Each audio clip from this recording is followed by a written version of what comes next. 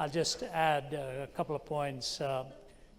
Andrew Fletcher, the Scottish political activist of the 18th century, said this: "Let me write the songs of a nation, I don't care who writes its laws." Let me write the songs of a nation, I don't care who writes its laws. Because he believed music and the songs could steer a whole generation of young people in a different direction, regardless of what the laws. Music is a very powerful instrument. I wish I could say to you I grew up listening to Brahms and Mendelssohn and all this. Instead, I grew up listening to the Beatles and Elvis Presley and Cliff Richard, and my dad used to say to me, "What nonsense are you listening to?" He couldn't stand Presley's voice in the background. I used to borrow it from my friends. So I struck middle ground, and Nat King Cole came into the scene, and country music and so on. I enjoyed all of them.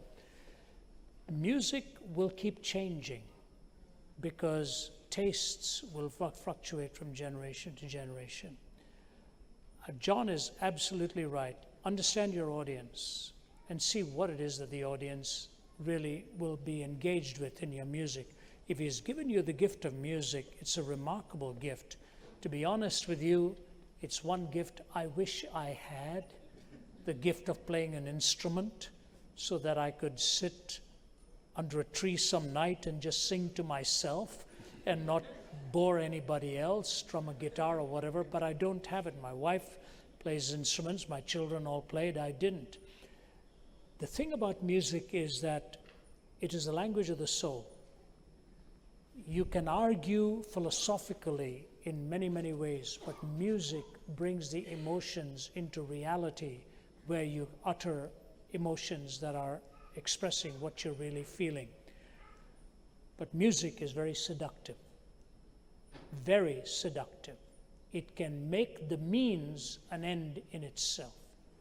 I've known people who took the means and it ultimately destroyed them, because music brings with it an artistic mind, and an artistic mind will sometimes float with emotions and aesthetics and not anchor it to reason and argument. You have to find middle ground.